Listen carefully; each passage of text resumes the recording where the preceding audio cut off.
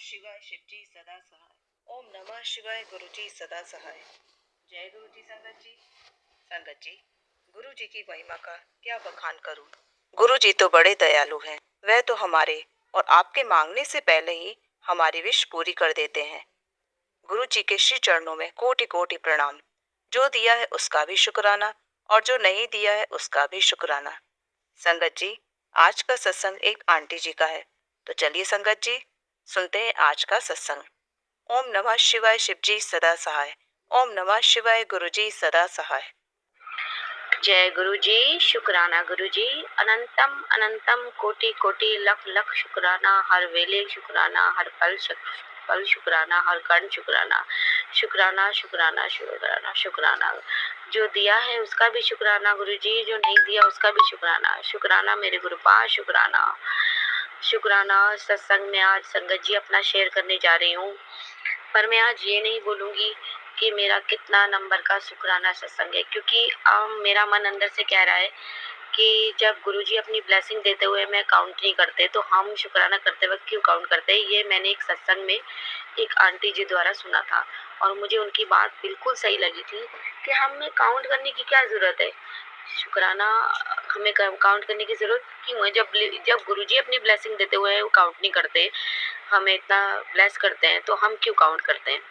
तो आज के बाद मैं भी काउंट नहीं करूँगी, पर मैंने अपने एक डोगरी मंदिर जाने का ऑडियो सत्संग रिकॉर्ड करके रखा है। उसमें मैंने बोला था कि मेरा आठवां सत्संग है, पर देखिए संगत जी वो सेंड नहीं हो पाया, शेयर नहीं हो रहा, वो हो रहा व्हाट्सएप पे, क्योंकि वो आधे घंटे का हो गया है, वो मुझसे हो नहीं रहा। वो मुझे मेरे अंकल जी से ही बोलना पड़ेगा, वो कैसे मुझे आता नहीं है, से वो ही करवाएंगे।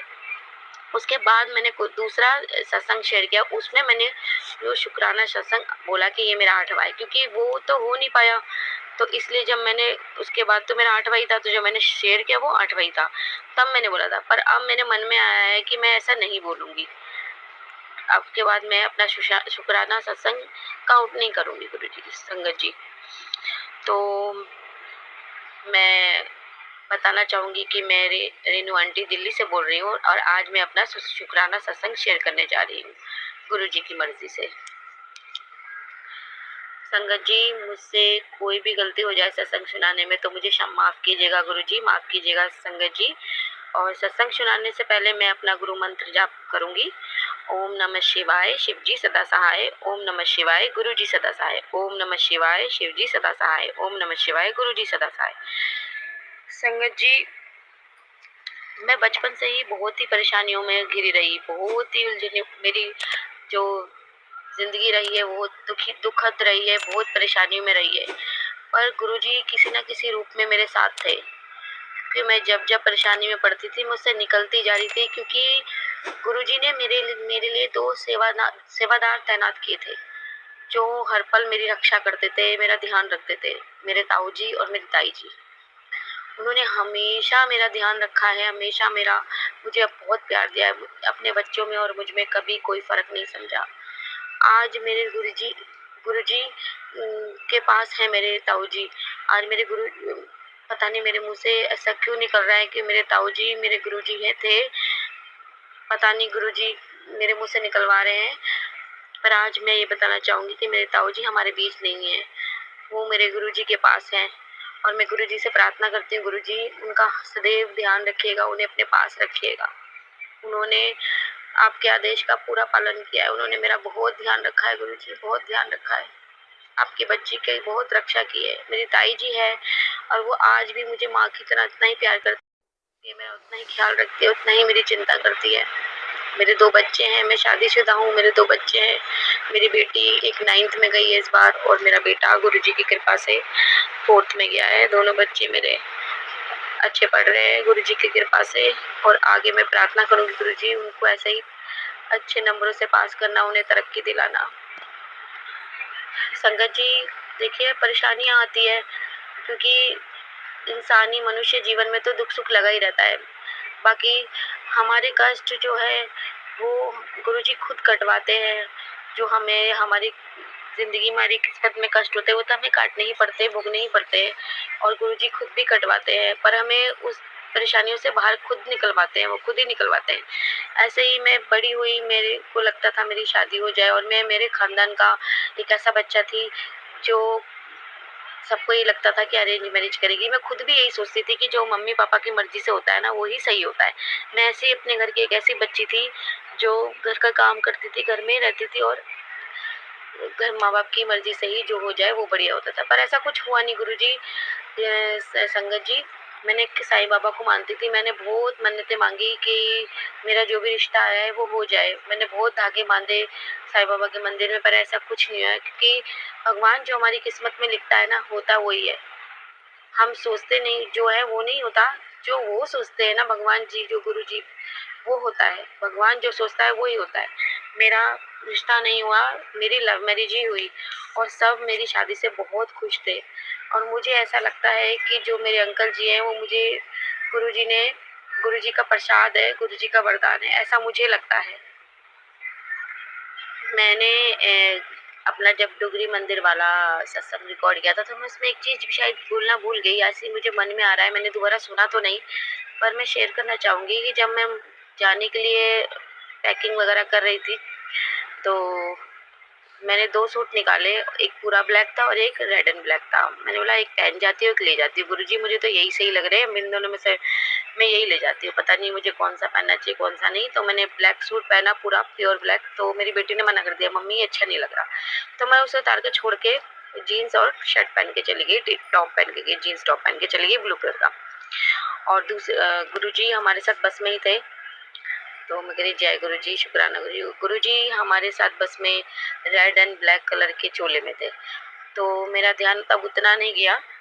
मैं जब दूसरे दिन गुरुद्वारे में नहा धो के मैंने सूट चेंज किया, कपड़े चेंज किए, तो वो जो सूट था वो रेड एंड ब्लैक कलर का था। और जब मैं बस में चढ़ी तो मैंने बोला गुरुजी ये तो मैचिंग मैचिंग हो गया, देखिए आपके चोले का कलर और मेरे सूट का कलर सेम है।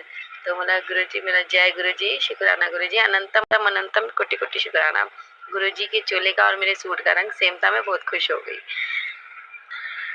कल मुझे संगत जी एक छोटा सा यूनिवर्स मैसेज आया यूट्यूब पे कि मुझे ना ये 48 घंटे में ना कोई ऐसा ग्रंथ का पाठ करना होगा जो मुझे खुद ही सुनाई देगा, वो मुझे पाठ करना है।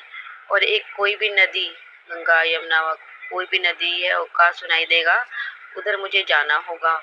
पर मेरे घर के पास तो यमुना है, तो वहाँ तो मैं जा सकती हूँ। मैं गुरुजी से बोल रही हूँ मैं दूर कैसे जाऊँगी। तो उसमें ये भी था कि अगर आप ना जा सको तो आपको गुरुजी से प्रार्थना करनी पड़ेगी कि वो मेरे पास आ जाए, या मैं कैसे भी उस उधर पहुँचूँ जाऊँ।